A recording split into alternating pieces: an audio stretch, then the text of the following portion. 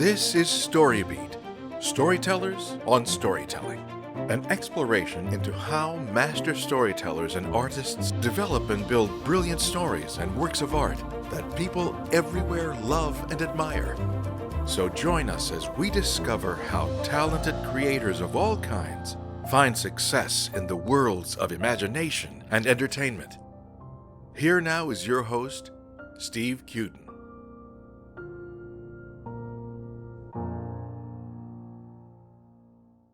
Thanks for joining us on StoryBeat. We're coming to you from the Center for Media Innovation on the campus of Point Park University in the heart of downtown Pittsburgh, Pennsylvania. My guest today, David Newell, is an actor known primarily for his portrayal of the beloved Mr. McFeely, the delivery man on Mr. Rogers' Neighborhood. Mr. McFeely's most famous catchphrase is Speedy Delivery, which we'll get David to say at some point, no doubt. He toured the country as Mr. McFeely until 2015, promoting Mr. Rogers' Neighborhood. A graduate of the University of Pittsburgh, he's also served as the Director of Public Relations for the Fred Rogers Company. David began his acting career at a theater school known as the Pittsburgh Playhouse. Through connections made there, he eventually met Fred Rogers. But David was originally hired on the Mr. Rogers show as a production assistant, and then Fred Rogers cast him in the role of Mr. McFeely. As a result, he and Fred Rogers became lifelong friends until Mr. Rogers' death in 2003. A documentary feature about David entitled Speedy Delivery, which chronicles his travels around the world as Mr. McFeely, debuted on public television in 2008. And an animated version of Mr. McFeely, now voiced by Canadian actor Derek McGrath, is a recurring character on the PBS series Daniel Tiger's Neighborhood. Well, it is truly a great honor and privilege for me. I grew up with Mr. McFeely and Mr. Rogers.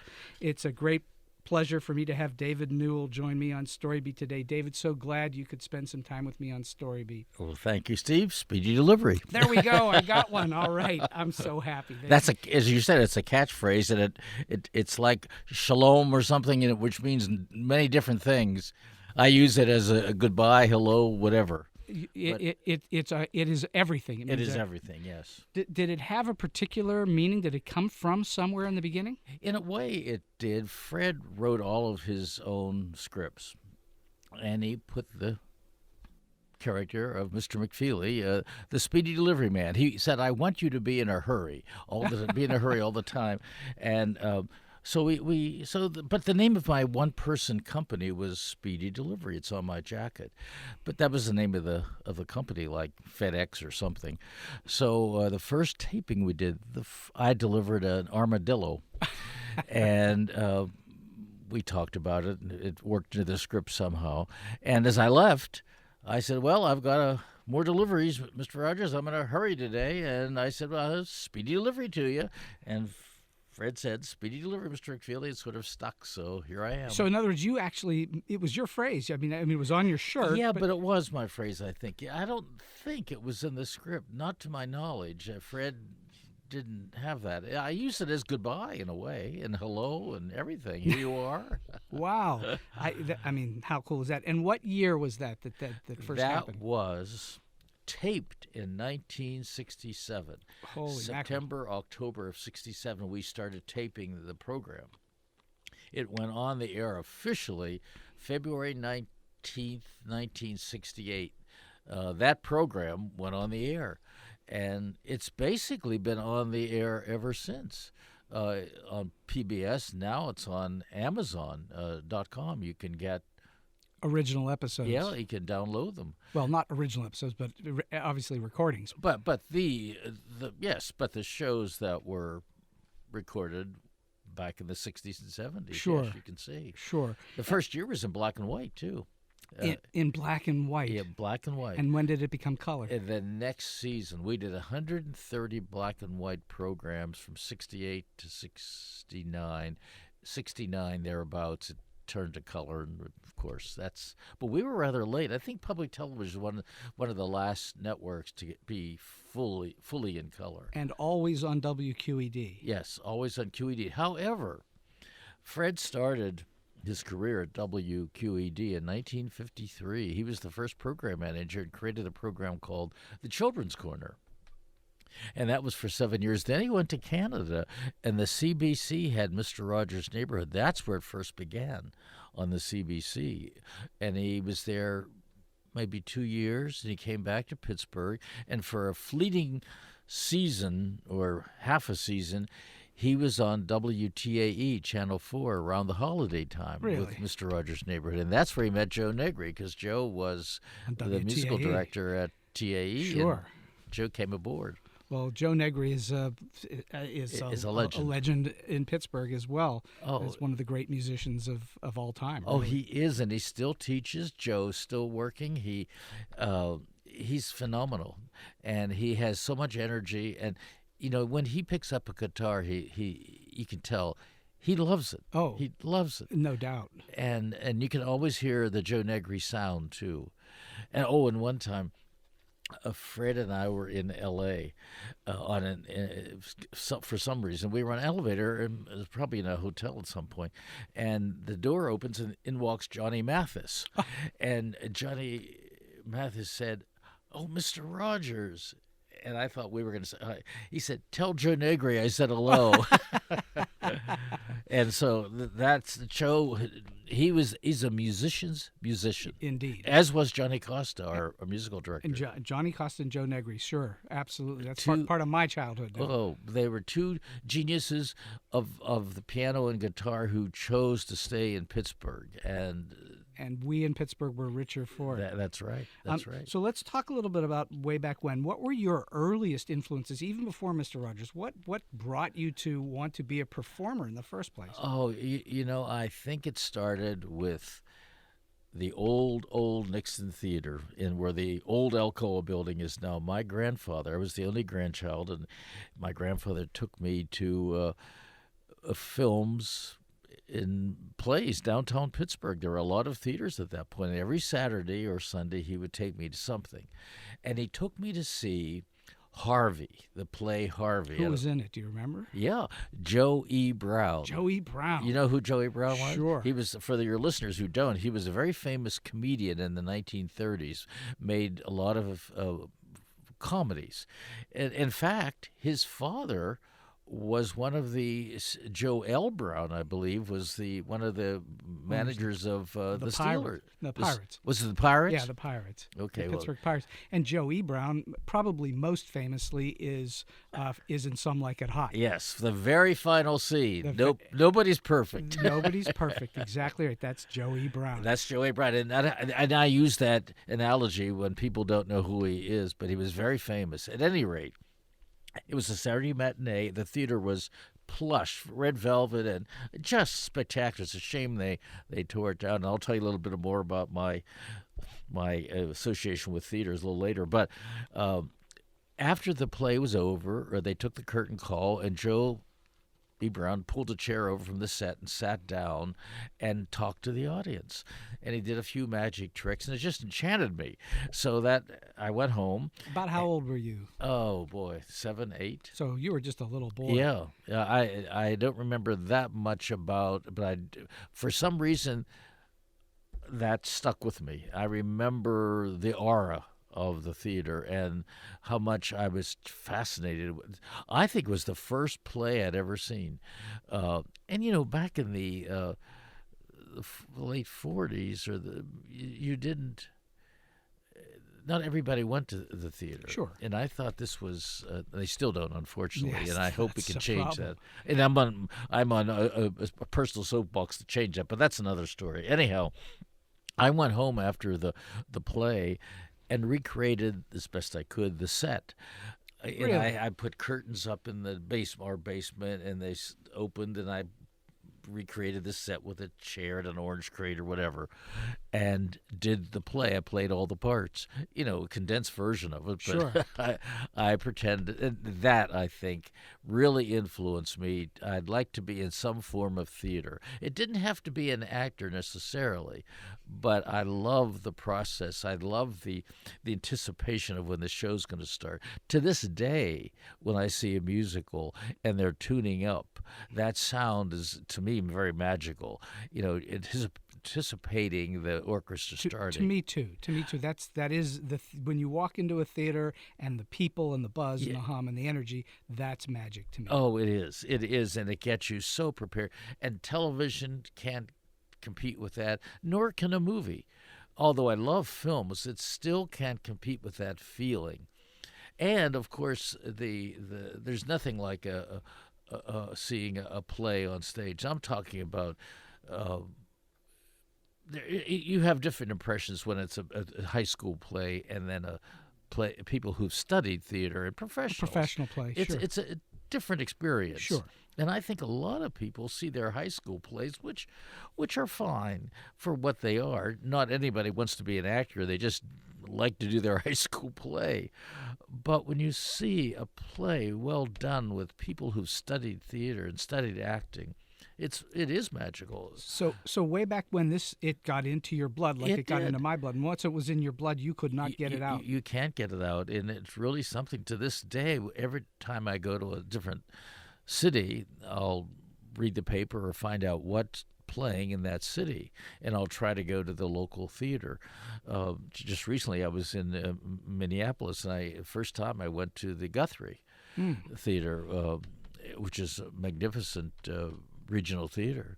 And we have one here, the Pittsburgh Public Theater. And if you've never been to the Pittsburgh Public, go. And we have, of course, the Pittsburgh Playhouse, which has a history that goes back to the 30s. In fact, the Pittsburgh Playhouse is now part of Point Park University. Yes, and I went to the Pittsburgh Playhouse School of the Theater. That's before the Point Park took over. Right. And there was a 2-year course that you could take there. That was such an experience to do that for Were you training to be an actor at that time?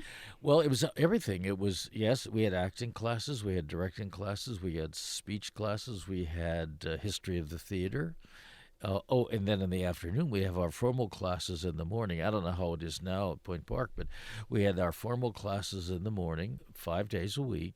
And then in the afternoon, each student would be assigned to a different department. Like you spend 6 weeks working with the prop person, 6 weeks with the set designer, 6 weeks with the stage manager, and so forth. And then in the evening, you'd be assigned to one of the shows. Or if you were lucky enough, you could audition and get into one of the Playhouse shows, but that didn't happen to first-year students. So they gave you a very comprehensive theater background. And I remember the director of the public Pittsburgh Playhouse said, he said, the one thing I want you to remember in theater, you be where you are when you're supposed to be there. Something to that effect. I'm paraphrasing it, but it always stuck with me, and I've never, ever, sometimes I'll miss the bus, or sometimes I will not be on time, but I've never gotten to the theater late. I've always, it's such a discipline. Well, the adage that we train our cinema students here, which I've believed in most of my life, is if you're 15 minutes early, you're on time. Right. If you're on time, you're late. If you're late, that's inexcusable. That is, and even though I get kidded a lot because sometimes I'm late when it's non-work related, and they said, you call yourself Speedy Delivery? But my wife will when we go somewhere, she'll, come on, we should have left 5 minutes ago. And I said, okay, I'm coming. But she said, how is it when we're going to a play, you're always on time? I love going. Because that's why you want to be. You want to be with the theater. That's right. But I should think of the other person who's waiting for me too. It's a little selfish in some respect, but I mean well. So, all right. So clearly, the big thing of your existence is Fred Rogers. I mean, that's clearly been a huge part of your life. If you want to call it karma or whatever you want to call it, that's been a huge part of your life. We know that you first started working with him way back in the 60s. Uh-huh. And when you first met him, did you have an inkling at all that it was going to turn into something big? Oh, no. No, I didn't. I knew who Fred was, but I had never met him. And I knew he had quite a reputation as a broadcaster and a perfectionist. I knew all of that, and I knew the Children's Corner, which was the early program he did, and I had seen Mr. Rogers' Neighborhood. There was a regional version before the national version began. So I knew his reputation, and I'd read in the newspaper articles about him in the newspaper, but I never met him until the day I came in September of '67 to meet him for a job interview. And how did that go? Was it an instant thing? I think it was. It was. I was up to that point. I was in Europe the summer of '67. Before that, the spring of '67, I was working at the Playhouse, but also interning at WQED on the floor crew. And the irony to all of that is one of my jobs in, I'd say maybe April or May of '67, we had to tear down the set of Mr. Rogers' Neighborhood. It was the regional set. Fred went to the CBC and he came back to Pittsburgh and he made a regional version of Mr. Rogers' Neighborhood. This is before the national version. And they had the Neighborhood of Make-Believe from Canada, the kinescopes. All they had to do was make the opening and closing, so they made a set. And I remember helping tear it down. And then I had no Does any of that exist still? No. That's nothing. all gone. Had I known at the time, Oh, boy. Because there was a separate trolley that I don't know where that trolley is, but the one we used on Mr. Rogers' Neighborhood, the national version. It still exists. It's at the Smithsonian, isn't it? No, that's his sweater. It's at the Fred Rogers Center in Latrobe at St. Vincent's College. There's an archive there, and it's open to the public. People can go. But going back to the tearing down the set, so then I went to Europe for maybe 2 or 3 months to visit my cousin who was in London. And I did, and I traveled around on $5 a day. You could do it then. Sure. But I got a telegram at the American Express from Bob McCulley, who was a local performer and writer and wonderful person. And he said, I've made an appointment for you with Fred Rogers. It's going national. Sears Roebuck gave some underwriting, and you're to meet Fred on September's whatever day it was. So I came back and was very anxious to meet Fred and to find out. Here's my sort of dream getting into television or film or whatever. And we were sitting at a table like this, like we are at a round table, and Fred was there, and the producer, and I think the director of the show, and we talked for about an hour, and we had some mutual people we knew, and he had the scripts there, and he sort of, after about an hour, he pushed them over towards me and hired me. Wow, just like that. Yeah, well, yeah, but I think he had talked to a group of potential people, and he hired me, and I walked away from that interview with a job. Well, I think we can safely say that he had exceptional instincts. Yes, he did, and I think we clicked, and I think he knew. Yes, he did have. Yes, you're right. In lots of different ways. Yes. Storytelling people, how to handle people, ways to say things versus other ways to say things. Exactly. He had great instincts about and that. intuition too. I think. And intuition, sure. But he hired me. But the funny part was, in this first week of scripts, he said, he explained all what he needed for the first week, and I had to look for the props. But so he hired you as a props guy, basically. Basically, yes, and to get these costumes ready, to get the puppets ready, to put the scripts up at the different locations where he would he read the scripts because he didn't have to memorize all that. Oh, is that right? He didn't memorize the scripts? No, he read them because he wrote them. But what I did was I'd put them up underneath the monitor, behind the tree, behind the castle, behind the clock, and I would circle his dialogue, and the actor out front, of course, would memorize theirs. But we did them, so the rehearsal helped him sort of in a way, he memorized them, but he really didn't memorize them. Well, no. they became whatever his rhythm was. It was his natural Exactly. rhythm. Oh, exactly. He could, yes, it was his natural rhythm, and that was all that he really needed. He didn't have to spend time memorizing because. And there's no one that's ever seen or heard a Fred Rogers show of any kind that wouldn't recognize him somewhere else. It was very distinct. It was distinctly him. Yeah, yes. And you too, by the way. You have a distinct rhythm to the way you deliver lines. Do I? I Yes. see. But Fred has also a distinctive voice too. It's he's not really a singer.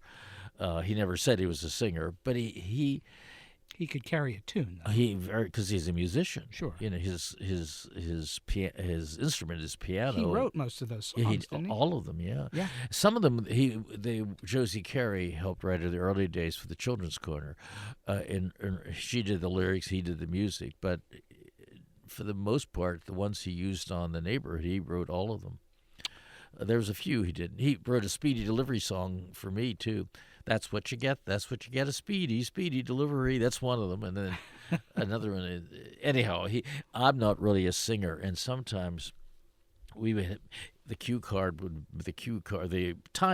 time card would be up. You have 2 minutes, and he knew that he needed a minute 30 to get out.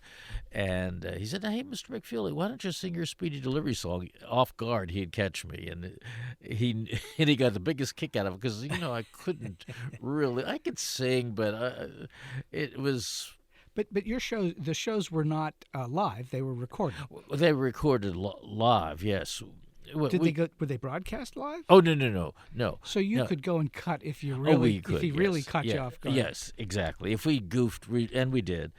There's an outtake reel, which are some funny things that happen, but yes, we could cut. But Johnny, a lot of music on TV shows is dubbed in later, But Johnny played live on tape. He had a combo there. Bobby Rossthorne was on drums, and Carl McVicker was bass, and Johnny on the piano. And they knew Fred backwards and forwards, knew his pace, knew his rhythm.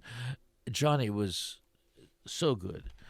And he would get me through the Speedy Delivery song. What he would do, Fred would say, "Now, Mr. McFeely, sing your Speedy Delivery song." And okay, and I hear, before anything, I'd hear Johnny go, ding, and he'd give me the note.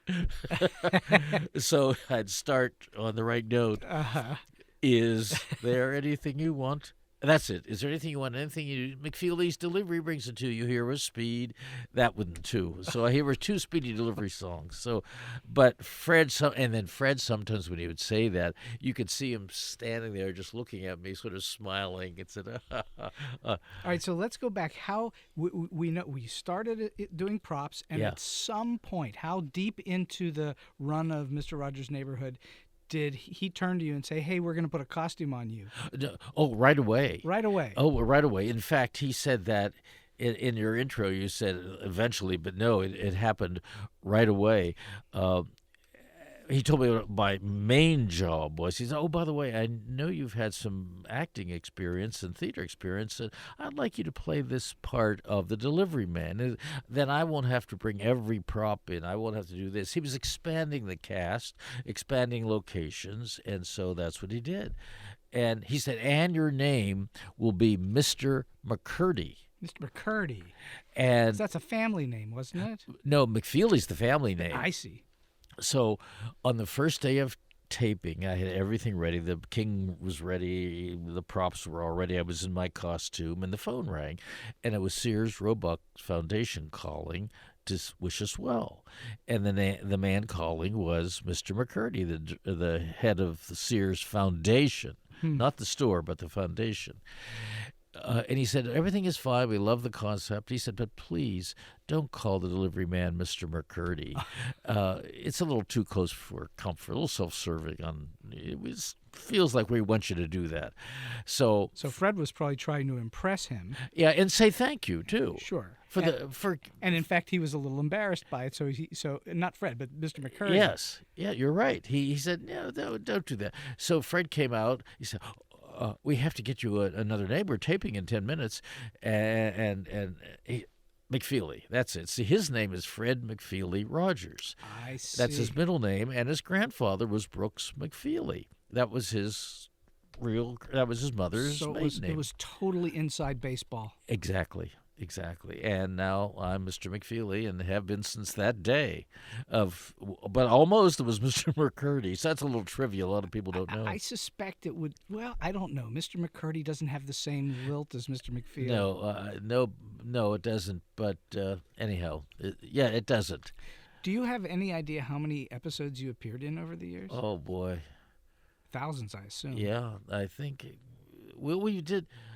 We didn't do thousands, but we did. Yeah, we did thousands. We did over. We did probably 1,500 if you count all of the Canadian programs. I probably was in a good 600-700 of them. Or more. I've lost count. But sometimes it would be a quick delivery. Sometimes it would be McFeely visits the trombone factory, on location. And one time we went to visit the Incredible Hulk. In Los Angeles? In Los Angeles, because my daughter, who was 3 at the time, and it was on in the evenings, like Sure. 8 o'clock, and she turned the TV on, and she had nightmares. She saw the Incredible Hulk and its fierceness, and I said, Fred, I think we should do something about superheroes. We tried to get Superman, but getting the permission. But Marvel Comics, that owns, I guess, the rights to The Hulk. Sure. gave us permission, and they said, we asked if we could go to the Universal Studios to see them filming it, taping it. This was Bill Bixby and Lou Ferrigno. Yes, and Bill Bixby, at the same time he was doing the Hulk, was coming back and forth to QED because he was doing intros to a series called Once Upon a Classic. And it was acquired children's stories that he would intro, like Goldilocks and things like that. I see. That there were live action, that they were about an hour, and he would do the intro to them. So they taped all of them at the QED studios. Here in Pittsburgh. Yes, and so we got to know Bill Bixby, and that's how we got onto the set. Bill happened to be directing that episode of the Hulk that day, so it was easier for him to get us on. So you had a greased wheel, so to speak. Yes, we did, and we told him, and he became a friend of Fred's, and he had a tough life, Bill Bixby, and but the day that we taped, they were taping, and of course, time is money at Universal Studios. Sure. But they said, okay. Bill said, I've set up the hour we're on lunch break. This is all union, and we have to squeeze it in. So here's when we'll do it, and we did. So he arranged that. We couldn't have walked in and said, here's when we want to do it, or stop your taping while we do ours. But it just worked out. It just worked out, yeah. Well, that probably was also the Fred Rogers karma. I think so. And Bill's son, I think, was watching at that point. He had a small son who tragically drowned, I think, later on. And I remember the day that all happened. We were taping, and Fred went right to the phone and called Bill. He was the real thing, Fred Rogers. It was not an act. He was What you saw was what you got. Yeah, that's what his wife always says. They always say, is Fred the same way at home, or does he throw a sneaker across the room when he's mad? And no, I'm making that up. But I have a hard time picturing Mr. Rogers throwing anything at anybody. No, he wouldn't. And you're right. He would not do that, and that's not his way of expressing his anger. It's really through his fingers. We knew when we were taping that Fred was displeased or tired or something, he'd go to the piano and sit down and play. Really? That's how you knew Fred was working out some frustrations or thinking about a different way of doing something. That was his mentor, I guess. He loved music, loved it. So he would actually escape at the piano. Yeah, exactly. That's a perfect way of saying it, yes. And so he was changing his thought process by Yes. going and sitting and playing music. Yeah. How music influences people is quite amazing. And clearly he had a huge musical influence, as you're saying. Oh, yes. And we did a week of programs called What Do You Do With the Mad That You Feel? That was a song that he wrote. Huh. And those words came right from a child who said, Mr. Rogers, when he was visiting a daycare center. What do you do with the mad that you feel when you feel so mad you can bite somebody? That's what the child said. And Fred talked to the child and said, you can find different ways of, you don't have to bite someone. You can work your anger out through music or pounding clay or dough or running. And that's what the song was all about. It was alternative ways to express your feelings. And that's the message behind the Hulk, that you showing Lou Ferrigno bursting out of his... Of course. And turning over a car or whatever. That's not the way you deal with your anger. And that's what scared my daughter, too. And, again, adults understand that, but children do not. They don't separate fantasy and reality, and that's what Fred did a lot of. And children have to learn social manners and not to express their anger in certain ways as they become an adult. Exactly. And unfortunately, some adults still do that, but most don't. And that's a way of helping children do that, too. It doesn't come overnight. It's a learning process. Sure, it's a training process. Yeah, and Fred wanted to do that through television because he knew children watched television. He thought, in a way, that television was one of the worst things we've ever done for kids, because it's one of the best things. And he wanted to use it in a very positive way, and he did. I would say he's among the rare few who have. I think TV has certain influences over people in all kinds of different ways. But most of the time TV, which obviously we get great news reports through TV and so on, but a lot of television has a negative influence on the way society is and people, I find. But Mr. Rogers and Sesame Street and shows like that had a very positive influence. Oh, you're right. For the most part, you can trust all the PBS programs. They really are very concerned with how children perceive television. And it's developmental, too. Fred's, he had a degree in child development and in music. Where was his degree from? Do you remember? Yeah, Pitt. From Pitt. Yeah, and he worked, and his degree, a theology degree. So he was an ordained Presbyterian minister, but he never had a church. That was not, I can't really answer that, but I don't think that was his intent. I'm going to disagree with you a little bit. I would say he had one of the biggest churches of all time. You're right. He had one of the biggest, let's put it this way, he had one of the biggest congregations of all time. Millions. Yes. The average viewership per day, they guesstimated, was around 6-7 million. Sesame had a little more than that, but that was an hour show, too. Ours was a half hour. But it was...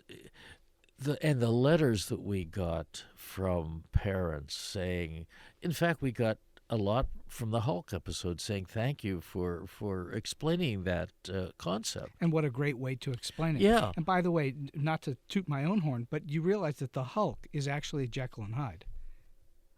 Well, yeah, you're right. Yes. Of course he is. Yes, it is. It's Jekyll and Hyde. It is. It's based on Robert Louis Stevenson, but taken out into a different kind of comic book form. Well, let's tell everybody that you helped write the musical version. Thank you. I think some of them may understand it, but yes, thank you very much. It's still being performed at different companies. All over the world. If you get a chance ever at a local theater or a CLO did it, right? CLO's done it twice. Pittsburgh CLO has done it twice. Yes, and I saw one of them with Robert. Not with Robert Cuccioli. Did he direct it? Directed it. Yes. Yeah, He was in Guys and Dolls. It was Kevin Gray. That's right. It was Kevin Gray, who unfortunately passed away a year or two ago.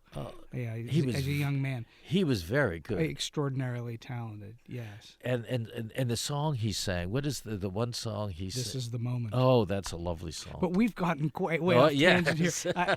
I do not mean to have this show turn into anything about me, believe me. But it goes to what your theme of your show is, too, the discipline it takes to sit down and write a musical or adapt a musical. Writing, creation itself, whatever creation is, be it art or be it being an actor or being a writer, whatever that is, creation is an extremely personal thing, and it's extremely challenging most of the time to do it well. Mm-hmm. And sometimes people just it just flows out of them, and you hear lots of creative people. And I bet you anything Mr. Rogers would have said the same thing, that frequently what was coming to him was coming through him. He was a conduit for it. And I think a lot of creative people feel that they are not actually doing anything other than being a messenger, a conduit for something that's coming from somewhere else. I think you're right. I think especially Fred being such a man of faith would think that even more so. I think that his creative juices were coming. His gifts were coming from somewhere else. Yeah. Yes. Oh, you're right. But at the same time, he loved what he liked most about Mr. Rogers' Neighborhood was not the fame it brought him, because that's not what he was looking for. He loved the process, the musical, especially creating music. He would sit down. He had a perfect pitch, and he could sit down and play. He'd hear something, he could sit down and play it. Is that right? Just hear it once. Yeah, and Costa especially. Costa had the real gift. You would hear a song that, hey, Johnny, I heard this song. It goes something like this, and something would click, and Johnny would play it. Wow. He was incredible. He could do anything, Johnny Costa.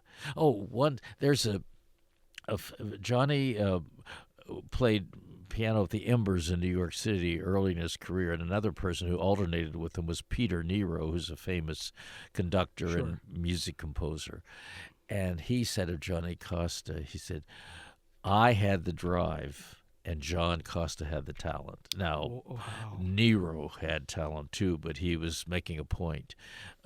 Johnny had that talent, but he didn't exactly have the huge drive that Nero had. He wasn't looking to become an international celebrity. No, exactly. He was perfectly content to stay here in Pittsburgh and do local productions of one sort or another. Yes, and that's exactly. And Fred did start at NBC in New York after college. He was the floor manager for The Voice of Hearthstone and the Hit Parade. Right? Remember the Hit Parade? You're too young for the Hit Parade. I don't remember seeing it, but I certainly know about your. For your listeners who are all probably pretty young, the Hit Parade was on during the early '50s, and they would do the top 10 songs of the day and act the bout. It was on the same time the Saturday Night Live was on now.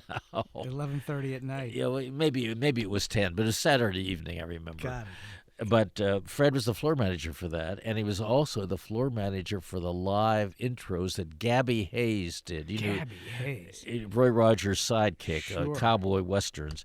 He would do they'd show Western nationally on NBC in the early 50s, and Gabby would do the intros, and Fred was the floor manager for him. He'd point, you're on, that type of thing. But he said, Mr. Hayes, what do you think when you're speaking to those millions of children? And he said, Freddie, I just think of that one little buckaroo, and Fred sort of took that and put it into practice for himself. Oh, and also the space between, as you were saying earlier, that creation comes from somewhere, that space between the viewer at home and the person on the camera is holy ground. What goes on in that space between the viewer and the actor, so to speak, is holy ground. And you be careful what you say, and make sure what you say in that holy ground has worth. Mm-hmm.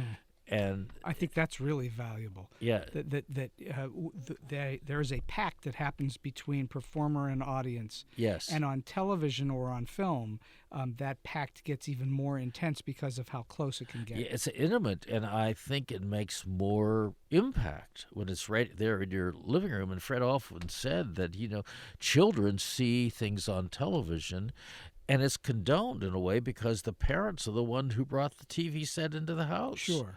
And so anything they see on that, and now computers, is in their minds condoned, which that's not what parents think about it. They don't condone everything that their kids see. In fact, a lot of people. My daughter has 3 children, and they're all under 12, and they will run right to their computer or their iPad or whatever, iPad, sure. or cell phone, and they can make it work. I have to ask my 5-year-old grandson how to get something. He knows. And and that's okay. It's a different era we're in, and in a way, those iPhones are the vaudeville, the radio, the movie theaters of the past, in a way, except they're a little more accessible. The strange thing is the vaudeville of the past, or even television in its earliest days, when whole families would gather around, like the Ed Sullivan Show. It was or more a something like social that. thing. It was a social thing. Now there is what we call social media, but it's somewhat individuated, even though it's going out to millions of people or thousands of people. But in a way, it has a certain relationship, I think, as far as the getting entertainment to people. Now the entertainment is you can hold it in your hand as opposed to going to a theater. And how very different that is from when Mr. Rogers started, from when you were working on the show, yes. where you didn't have that instant connection. No. Well, you had a different kind of instant It was connection. a destination. You Right. had to be there at 5:00 to see Mr. Rogers. Now you can download it anytime you want to. That's right. You can exactly. It's- Big difference. Big Yeah, difference. it is a big difference, and I think in a way the impact is different too. That Do it you has think it's on. better or more dissipated? It may. I was going to say more dissipated, but I don't think it is. I think seeing something right there by yourself, something that a 3-year-old shouldn't see, maybe has a worse effect than if you saw it accompanied by Less control. Parents have less control. Yes, but Fred always said that he thought that parents should watch what their children are watching on television. Mm-hmm. Now they don't have that option. But my daughter tries to limit the iPhones And curiously, that's the psychology that is sometimes that by limiting something, saying you can't have sugar, you can't. it makes watch it TV, more appealing. That's right. Then it becomes the sort of naughty thing that you want to get. Yes. So there's a happy medium, but over and above all of that, producers of anything, games, video, theater, have a responsibility to their audience, I think. Sure.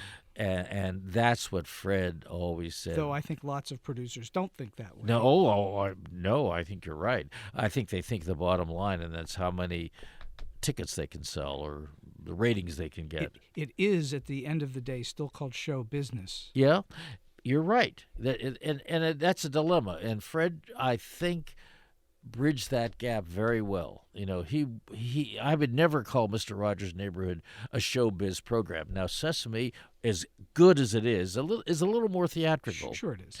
And it's totally different, but not really. It's got the same. What's the word I'm searching for? The same mission, I guess. Sure, it has a similar mission. Yes. It's still trying to educate and enlighten And entertain. young minds. But also, I think they entertain the adults, the parents, too, by doing inside jokes that kids didn't get. Fred never did that. Not that that's wrong. It's just not his style. Well, it wasn't a jokey show. Yeah. There was humor in it. Yes. But it wasn't a jokey show. No, it wasn't. Do you think that there's if Mr. Rogers' Neighborhood had never existed, do you think today's audience would accept it? Would it? In other words, if it came out today, if you just introduced Mr. Rogers for the first time today. I wonder if it would. I think it is so slow, deliberately and that's actually the pace it should be. But I wonder, maybe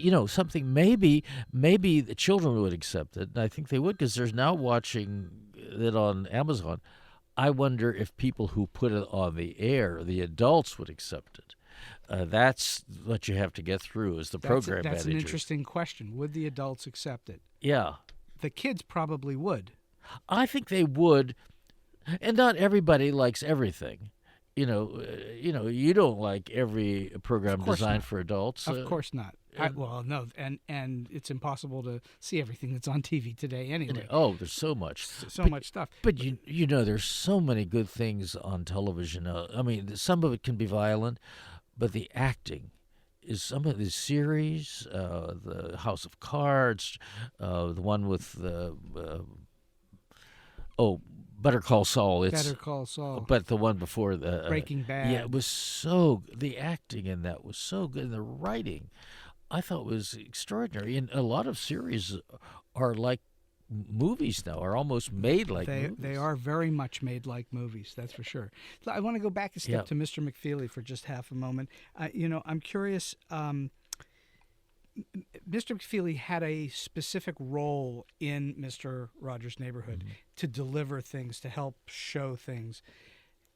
Do you think that over time, over now 50 years, do you think that character changed in any way, or do you think that it stayed the same from beginning to where we are? No, I think we deliberately tried to change McFeely from a very always in a hurry. Fred said, this is a sort of one-dimensional character. You can't always be in a hurry and rush out. Let's expand McFeely's character. Sure. So sometimes I'd be in a hurry. He'd invite me to come in. Now, Mr. McFeely, let's just both sit down and do some sitting still exercises. Wow, sitting still exercises. Yeah, and we did. And again, that was on not TV. This is part of the part of the script. Got yes, it. and it also was a lesson for children too, to take her. He wrote a song called "I Like to Take My Time to Do Things Right." When you're in a hurry, you goof sometimes. Then he gave McFeely a family. He gave a Mrs. McFeely, and some grandchildren were introduced. And the grandchildren, one little girl had spina bifida. Her name was Chrissy Thompson, and she had spina bifida. Her family became our family. Her parents were our kids and the grandchildren. Got it. But over and above all that, Fred was also introducing disabilities, in Chrissy needing to use crutches and to walk. What her differences are. Appreciation of differences. Appreciation of differences, sure. And one day in the script, purposely written in, there was a stairway in the McFeely house, and then McFeely had a house then too. But anyhow, Chrissy was at the grandparents that night and forgot something upstairs, and somebody said, "Oh, I'll get it for you, Chrissy," knowing that Chrissy said, "No, I'll get it myself." Or we wrote it in that she would say that to show that she's capable of. It might take a while for her to go back upstairs. She could do it, and to show that she had a disability, but she was capable of doing things for herself too. And it was a lesson, a very subtle lesson that that could be.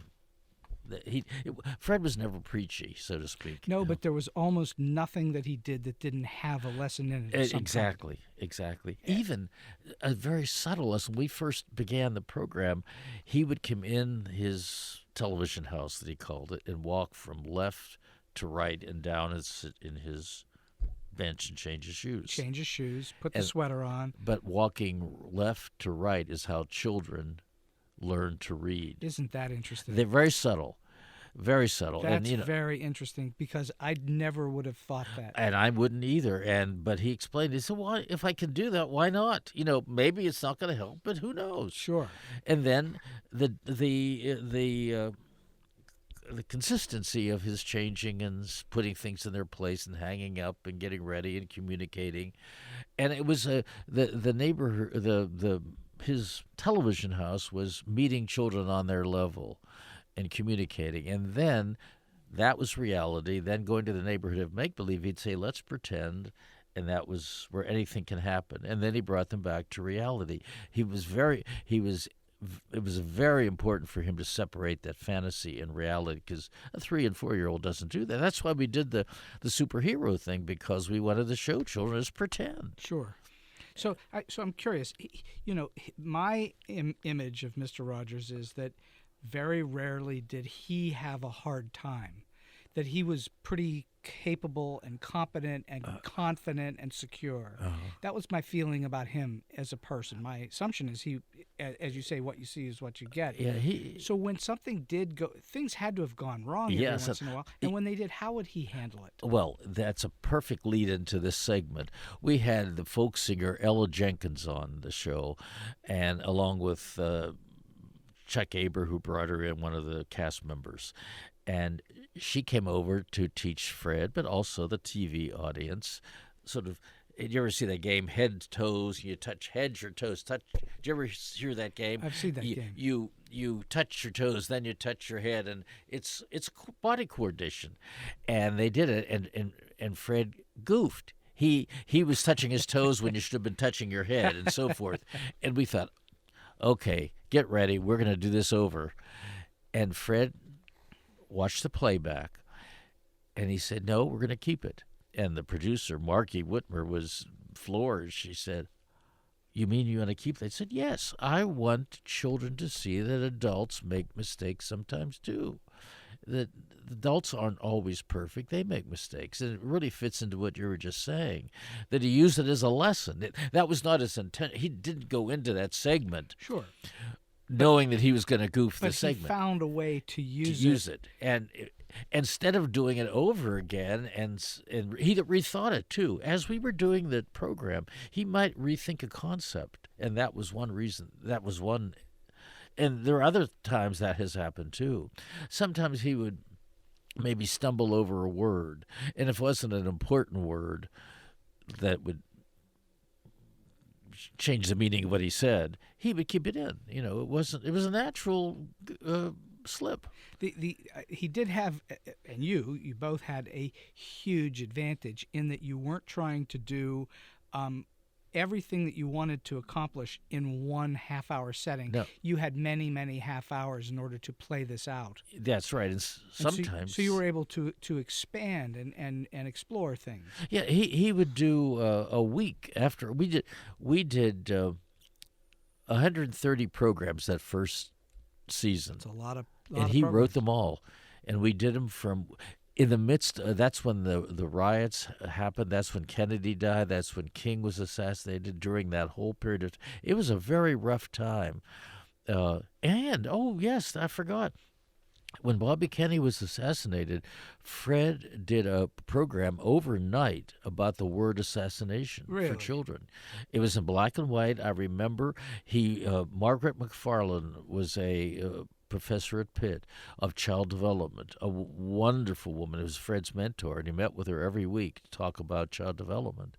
And she sat with him and helped him write the script. And we taped it, and it was on the air on PBS the next day after Bobby Kennedy was assassinated. So he had the flexibility and the mental acuity to just sit down and react. Yes. And turn something out that had meaning and depth. Yes, he did, and with help. That's rare, by the way. That's not common. No, it's not. He was very quick thinker, and he had a wonderful sense of humor too. Fred, he was very quick, and a lot of that came from the Children's Corner too. They did that live. With just a outline of a script. Really? And there was no actual script. They were going live and just improvising? Yes, riffing? Fred had a outline. I found these. When we were going through the archives, I've seen he had a yellow legal tablet, and he did the outlines of the Children's Corner. And now, when he started to write The Neighborhood, he was line for line, but he wrote all of his scripts in longhand on yellow legal paper, that long size of legal paper. Really? And they're in the archives at St. Vincent's College. By the way, you can go there and see some of the artifacts, the sweaters there, and also the Smithsonian, but the trolley and the puppets are there. All of the programs are there, and it's also a teaching arm of St. Vincent's. People who want to study child development can go through the Fred Rogers Center on the campus of St. Vincent's. Wow, I guess anybody that is interested in child development, that's a really great resource. Yeah, people can Google it, and also, did you know that the Heinz History Center has the original set on display? It has the tree house, the tree, the castle. They have the tree, and then it has the interior too. And there's a figure of Fred with one of his sweaters on, tying a shoe there too. So, if anybody has not seen it, it's at the Heinz History Center. It'll be on permanent in their permanent collection. Yeah, nice, very nice. Clearly, you would have gotten a lot of feedback over the years from audience and so on. How did audience feedback shape the show, if it did at all? Oh, it did. We got the fan mail was how it shaped the show in many ways. Not every way, but it gave some ideas. In fact, a good example of that is one of the most requested topics to have Fred deal with was divorce. A lot of people would write in and said, "Could you do? We're having someone in our family is getting divorced, etc. Could you ever help children with that?" And Fred said, "Boy, I don't know. How do we do this?" And it took him about 5 years to put it all together. He finally did a week on it, and it started out with McFeely flashback to the McFeely wedding. We were our younger selves, and he showed that. And Mr. McFeely was at the end of that. He said, "Oh, I've got to go," and he was making him nervous because Fred wanted that concept because the McFeelys were still together. The McFeelys were not getting divorced, but within the course of the week, he explained it. And the one thing he told children, the one thing he wanted them to get was, if there's a divorce in your family, I'm paraphrasing a lot of this, condensing it, children are not responsible for that. A lot of them think they are. That if there's many children think that they're responsible for why their parents are separating. Sure. But kicking off the week, there was an hour special for adults on PBS nationally with a divorce. It was a rabbi, actually. I'm blanking on his name, but he's so good. He has wonderful books out, and he does a divorce ceremony too. I wish I know who you meant, but I don't. Oh boy, I might think it's of not a Shmuley Boteach, is it? No. I can see him now. I'm so sorry I can't remember his name, but he was on the hour special with Fred talking about it with another child development expert too. Fred never wanted to appear to be an expert. He wasn't an expert child development expert. I think he was, but he was not a doctor.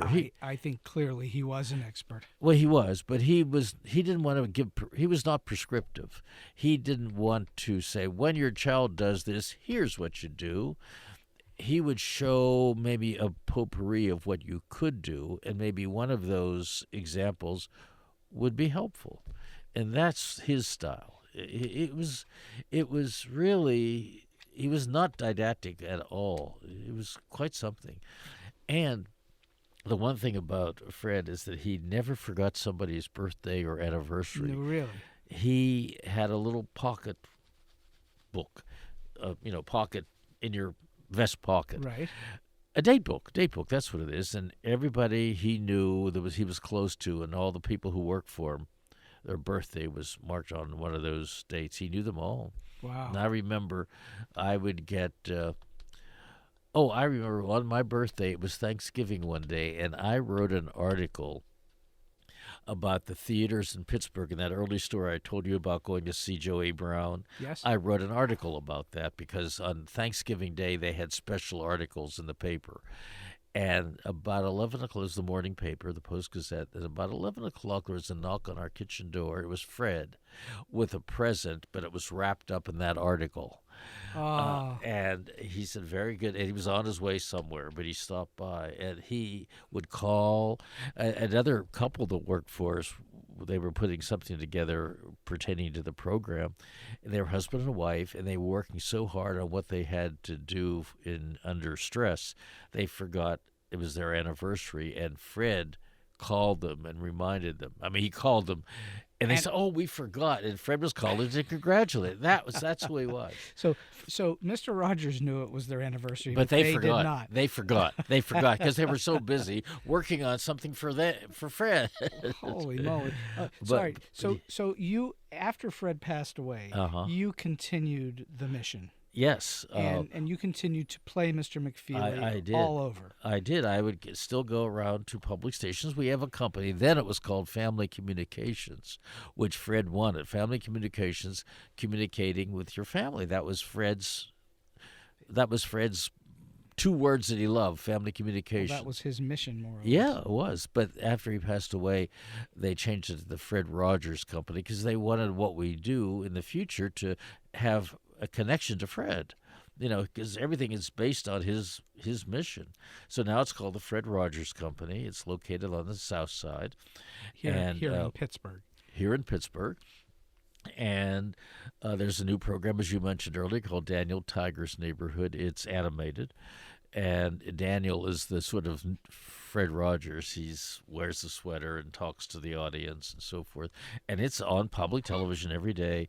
And it's in about 25 countries now, too, around the world. Isn't that wonderful? In different language. So explain to me when you would go out and put on the uniform and put on the glasses and so on. Was that all it would take for you to get into character, or did you go through anything special to become Mr. McFeely? I think McFeely, and that's one of the reasons Fred hired me is I think a lot of me is Mr. McFeely and vice versa, because I speak very quickly, and Fred realized that when he talked to me at the interview, and I think I was always in a hurry. I don't think I am, but I think he perceived that, and I think he knew me pretty well. And he said, "That's what I want. I want Mr. McFeely to be in a hurry because I want to use it as a lesson." And so we were sort of, what's that music expression? Contrapunctual, where fast music goes against slow music. Yes. And I think that was us in a way. He was deliberate, took his time, and McFeely represented the fast pace of the world, so to speak. And, you've got to slow down and do things right.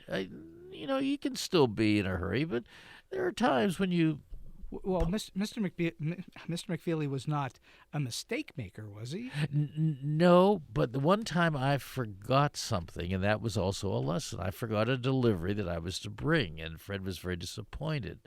And he articulated that. And McFeely then went to get it, but I did forget it. So it was symbolic in a way. McFeely was a conduit, I guess, for some lessons, as was Fred, as was other people on the program. Maggie Stewart, who's an actress in town, also teaches American Sign Language.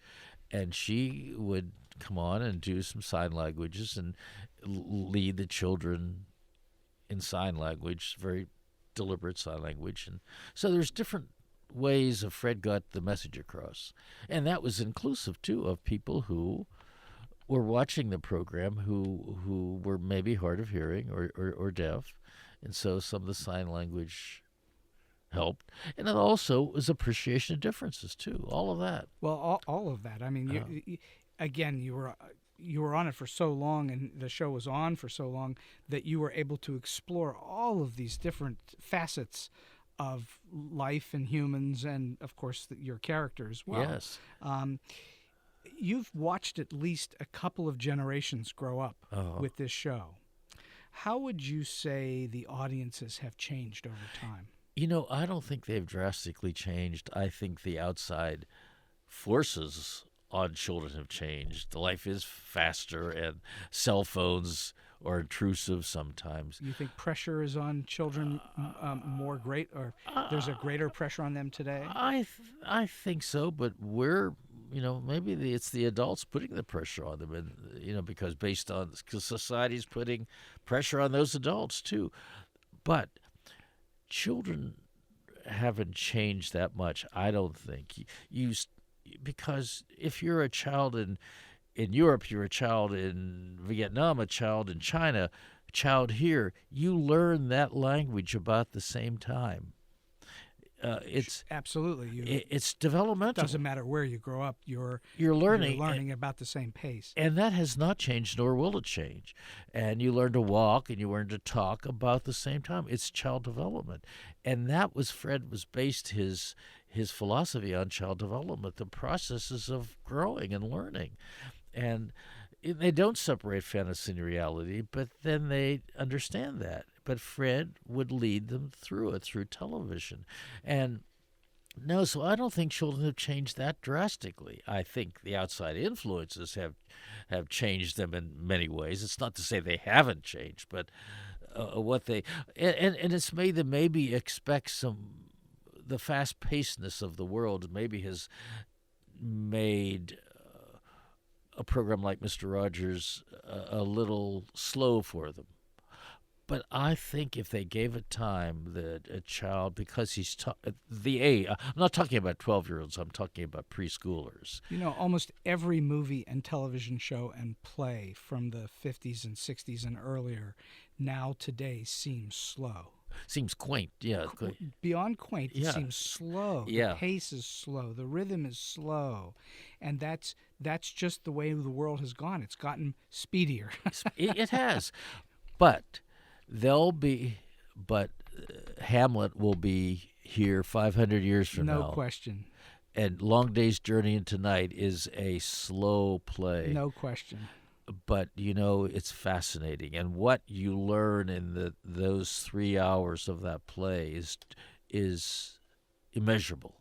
Do you have one favorite Mr. Rogers episode? One that's like the one that stands above all of them? Yeah, I do, because we became good friends with her. It's the Margaret Hamilton.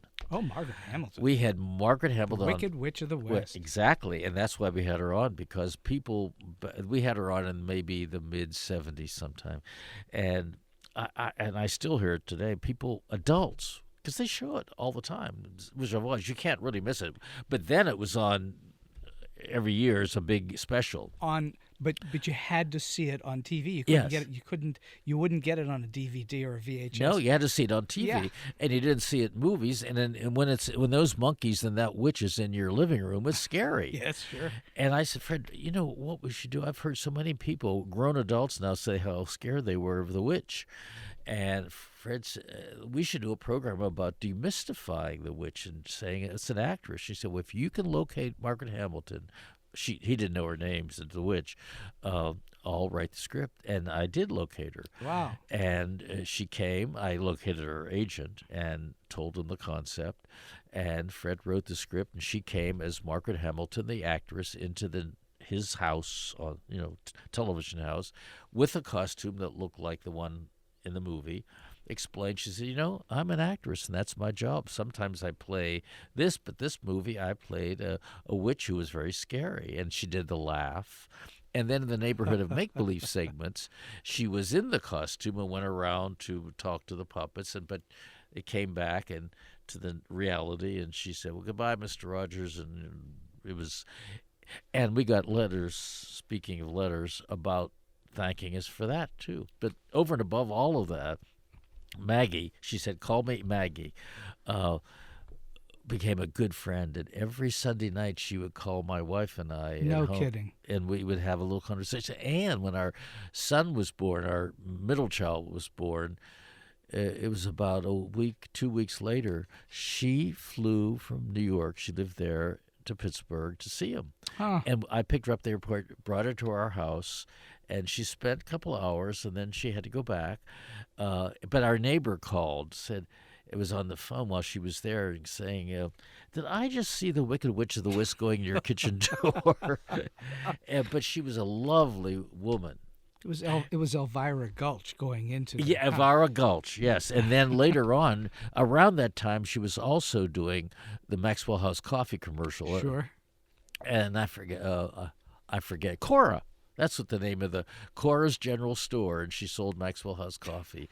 But she told us all about early Hollywood. In fact, WQED, when she was in town, we did a interview show with her talking about her days in Hollywood. And there's a funny part. During the filming of Wizard of Oz, she said, I had to take a bus to MGM. And she said, they sent a limo for Billy Burke. Billy Burke played, Billy Mrs. Burke. Ziegfeld, I Yeah. guess. And she was Mrs. Ziegfeld. I don't know at the time, but she was Mrs. Ziegfeld. She married Florence Ziegfeld. She was the Wicked Witch of the North. Yes, she was the good witch. The good witch. The one in the blue, Yes, the gown. the Wicked Witch of the North, and then Elvira, the Wicked Witch of the West. Was the Wicked Witch, That's the yes. Wicked Witch. And they were sisters, weren't they? I think. I don't know. They might have been sisters. But she was can't also remember. in a W.C. Fields movie, Maggie, with Mae West and W.C. Fields. Told us all about the two of them. You don't hear, and she's not around to tell us those stories anymore. No, but real characters. But she, speaking of acting and learning your trade, she did. She started in theater. She was a kindergarten teacher first, but she was very disciplined, and she made a living going to a movie set every day and playing a supporting part. Mm-hmm. And that's how she made her living. Very disciplined. and she did parts that she didn't exactly like, but it was a living too. She was an actress. She was an actor who did her job. I always thought she would make a good subject for a documentary, stressing how that one person, symbolizing a lot of actors, made a living. Not being a superstar, but making a living being a character actor. I think they're the ones that really add the color to a film. They without the character actors, it would be very hard to have any actual stars. Yes, except in Judy Garland's case, that's Well, those are very special stars. You could put her. You're looking at that movie. It was a gem of a movie. They did everything right, I think. Yeah, right. And looking at Judy Garland, there's exceptional. I mean, they don't come. That was a kind of synchronicity where everything just came together. The music, the story, everything. The actors, everything worked. Oh, Burt Lahr, just classic movie. So over your many years and experiences, I'm wondering if there's some kind of quirky or oddball or funny or weird story between when you were working with Mr. Rogers, that something that you can share with the audience that was like something offbeat. Yes, this was offbeat. I also did PR later on, and I got Fred on the David Letterman show. This is when he was at NBC. Mm-hmm. Fred was on late night, not the late. He was in the late slot, not the earlier late. Yes, slot. Well, he was on both, but he was on the late night show at NBC. But they taped it at 5:00. Right. So we were on, and after Fred's segment was done, the floor manager called me over and said, "You should take Fred up to 8H." Because we should explain, you were in Rockefeller Center. Yes, and that's where they taped Saturday Night Live. And Eddie Murphy did takeoffs on Saturday Night Live called Mr. Robinson's Neighborhood. Yes. So everybody knew this at NBC. And the floor manager of the Letterman show said, "You should take Fred up and go surprise Eddie." And somebody said, "Yeah, take that elevator. It'll get you to 8H and go and ask for Eddie."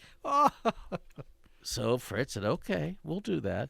And then he went up, and we asked, and they were on a break, luckily. And they said, "Oh, Eddie's in his dressing room. It's right over there." And Fred went over and knocked on the dressing room door, and Eddie opened it, and literally sort of he moved back a little bit. His instinct was just to move back, and he did not expect to see Fred. It totally rattled Eddie Murphy. Yeah, in a way, as much as he can be rattled, it rattled him. And he shared the dressing room with with Piscopo, Joe Piscopo. Joe Piscopo, yeah. And he gave Fred a big hug and said, "The real Mr. Robinson." And so then, after we came back to Pittsburgh, a couple of weeks later, the producer started to call me and said, "Do you think that Fred would come on?" Oh, wow. And really surprise Eddie on camera? And we never did it. In fact, they called. I said, "Fred, they don't think I'm telling you, so maybe the next time they want us to come and see them in New York when we're there next, and would you do that?" I said, "Sure, I'll go." And so he went, and he had never seen one of the episodes. So they showed it to him by ourselves in a room, the two of us watching. And I had seen it, but Fred hadn't. And Fred said, "Oh, I don't think they're that funny." But I think when you're being made fun of, you probably don't think it's as funny as other people do. Well, that's right. But he was a good sport. Fred could laugh at himself, and but he liked Eddie, and Eddie grew up with the program, but we never did do it. They tried and tried and tried, but Fred, I think he felt uncomfortable. It would have worked, though. It would have worked. In my mind, here's what could have happened. Eddie could have started it and gone a couple minutes into the segment, and then knock would come at the door, and Rudy would be Fred, and he opened it, not knowing it was going to be a surprise to Eddie. That would have been He'd hilarious. open it, and the audience could go wild, and they could have then looked at the camera and sang "Beautiful Day in the Neighborhood" and gone to commercial. It would have worked that way. I agree. I think that would have been just But Fred didn't do it. spectacular. But he was. I got him on Letterman, though. He loved David Letterman. He loved his whimsy. Early on in his career, he was more whimsical than he was sarcastic, I think. But I always liked David Letterman. One time, I saw he dealt with Donald Trump so beautifully. He wouldn't take any guff from Trump, and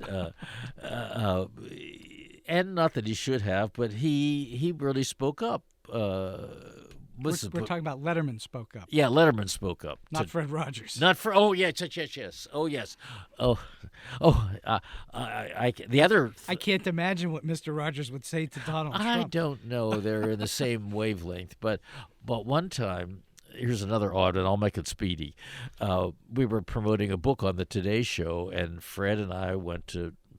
It was around the holiday time, and they asked Fred, "Would you be a celebrity elf?" People bring toys around Christmas time, Sure. and they collect it and give it to Sure. needy children, and they have two all the time. And Fred's partner that year was Kissinger. Henry Kissinger. Henry Kissinger and Fred Rogers collected. Can you My imagine goodness. that? But so the next year, they called me and said, "Do you think you could do it this year as McFeely?" I said, "Sure," because my son lived in New York and went up to see him. And they said, "Oh, here, go to the dressing room, come down to the plaza, and we'll find out who your partner's going to be, your toy collecting partner." I came down, and it was Donald Trump. No. So Donald Trump and I collected toys for about 3 segments Wow. on the Today Show. And he seemed perfectly pleasant. I'm sure he's perfectly pleasant. We chatted, and they knew McFeely a little better than Trump at that point, because that's when he was doing his program was Apprentice? just yes, it was just coming. Your Fired show, is that the Your Fired The show? Apprentice. Yeah. It was just starting, and he was promoting it because NBC. And so they said, "Oh, McFeely, let's go over and get toys from then," Trump would say. He said, "Let's take over there. We'll get that corner over there. Let's go there." It was. That's amazing. So that was a funny story, too, I think. That's A amazing. lot of different things happened like that. Well, David, we're coming to toward the end of the show. This yes. has been an unbelievably delightful and enjoyable hour plus so far that we've been going on this story. You'll beat. have to cut it down to 10 minutes, Oh, right? no. We're going to keep the whole thing. I'm just wondering if you might have a piece of advice or a tip that you might be able to lend our listeners, especially those trying to come up in the business or find their way in show business. Well, my overall suggestion would be, and it goes back to that saying, make sure you pick something you love because you'll never work a day in your life. And I've never worked a day in my life because I look forward to going to work. And I think being an actor is a little different because going to work sometimes can be a little scary. You're going to go to work and you're on the spot. You're in the spotlight. You're in the spotlight, and that can be a little scary. But I think if you learn your trade, Fred had a song, "You've got to learn your trade." And if you learn your trade and you practice it, and I think one thing to do is, if you want to be an actor, or especially an actor, act. There's a lot of theory out there, but get yourself to do a commercial, do a local theater. Anytime you can act and challenge yourself, stretch yourself, try a Shakespeare scene. I would scare me to death, but try it. Shakespeare, I admire any actor who can get through a Shakespeare play. That is incredibly difficult. But I think there are actors and there are actors. Some actors want to be comedians. Some want to. Different types of actors do different things. But and I've also marveled at. For instance, you brought up Joey Brown, or I brought it up, and you said you knew who he was. Sure. You ask the average person on the street who Joey Brown was, they're not going to know, and that's, I guess, okay. But if you're an acting student and you mention somebody from the past, like I mentioned Jimmy Stewart the other day to somebody who was in their 20s learning to be an actor, they didn't know who he was. That's sad. I see that all the time in my classes where I'll say sometimes to my classes they'll be 18 years old, and I'll talk about for a minute about Robert Mitchum or Clark Gable, and they don't know who I'm talking about. But the other day that happened to me too. There was somebody in town, and I said, do you know who June Allison is? Well, June Allison was a big star in her day. In her day. She was married. But I think if you're in the business of being you should know this. You should know and challenge yourself and get read. I think everybody should, if you're an actor or in theater of any form, take a class in the pop culture of the day, of the history of film, the history of theater. To know, people don't know who the Lunts are. Alfred Lunt, Lynn Fontanne. Sure. They don't know. I think you should. It's not going to make you a better actor, but I think it. Well, these are the people upon whose shoulders you're standing. Yes. And you should know who they are and where that history comes from, so that you're not recreating that history. You're doing something on your own, but taking it and furthering it. Yes, but there are, you read obituaries of an actor who may have passed away, and you read the obituary, and I must admit sometimes they were an actor who did a lot of things, and I didn't know them either. But you read their credits. They go on forever. Now Sure. that's an actor. That's somebody who's making a living. I remember the first day we were at the Playhouse in our acting class, our teacher said, "I want you to strive to be an actor, not a star, but an actor." That's very good advice. And I think it is. Then if the star happens, fine. But there are people, I just marvel at the road shows that come through. I love reading the programs of the actors in professional companies who are playing the third lead or the character lead or whatever. And you read their bio in the playbill, and they've done everything. And just think and that's how you learn. You spend, and somebody once told me, it was an actor, and I'm blanking on his name, but he said, and I told him I was going to start at the Playhouse, and he said, "Do you know something? If they ask you to wash the stage, wash the stage. That's how you learn." That's a little extreme, but you know what I mean. It made a point. You learn by doing. Yeah, and I think you learn acting by doing. No question. And you never learn. You never are the perfect actor. You never. There's never any. Fred would always say, "You're growing. You're growing into your 90s. You're growing." And there's a story about the Lunts. Alfred Lunt and Lynn Fontanne were a famous acting couple of the 1930s. They did everything on Broadway. And they loved the touring with the two, and they toured the Providences, so to speak. They were doing The Visit, and I read their biography, and it said the last day of The Visit, that was one of their plays. Yes. Alfred Lunt, who directed it or directed them, was giving notes on the last performance they were doing. Was giving Gotta get notes it right. You gotta get it right. Yeah. And I think that's, and it's easier said than done. It's discipline, and all of us goof off at some point. We don't want to sit down and type that script or type that chapter or learn those lines. Learning those lines. We have one moment more, I think. I worked at the Little Lake Theater in Canonsburg for about 3 or 4 seasons and was props and got $5 a week. But Will Disney was the name of the man who was a wonderful actor, and that's where he spent his life, running that summer theater. It did 4-month run maybe. He had a phenomenal memory, and I remember one time they were doing, I wasn't in it, but they were doing Virginia Woolf. He took the script, he blocked it, that means setting it up, and he had the first act overnight. Wow. Now that is discipline, but it's also a talent too. I think you're born with a photographic memory too. And some people who can learn easily like that can become lazy too, because it's too easy. It's too easy. But Will worked every day of his life. He did hundreds of plays, but he was a mentor too, because he directed them and starred in them. And there was a whole repertoire. Little Lake Theater is still going. Going. It's 65 or 70 years old now. Wow. And imagine that for a theater company. Yeah, that's amazing. Well, David, this has been one of the great treats for me to have you on the show. You've given us so much great information and so much history and all about this man who has so much influence on generations of young people and now middle-aged and older people, being Fred Rogers. So thank you so much for coming down and being with me on StoryBeat today. Well, thank you, Steve. And what do you say? As Mr. McFeely would say, Speedy Delivery. Thank you so much. Well, you're welcome.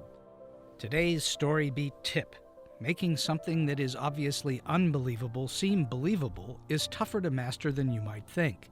There can be a big difference between what audiences accept as believable and that which is real. Writers, directors, actors, and all those gifted craftspeople and technicians work hard to create moments, scenes, and whole movies that are realistic or believable even when the product is anything but. After all, there's a reason why studios construct facades on back lots. Believability does not require that a story be drawn from reality. But if it's going to hook an audience, then the audience must believe in the story's reality. That's what is meant by the phrase, the willing suspension of disbelief.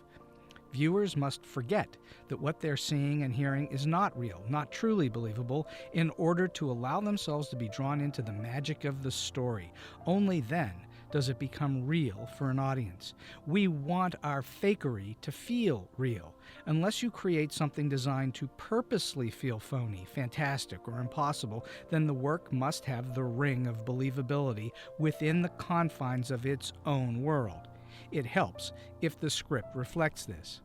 All great movies make their worlds believable. Storytelling is illusion, and illusion requires the audience to believe that what they are seeing and hearing can really happen and may actually be happening, even when they are perfectly aware that it can't be so.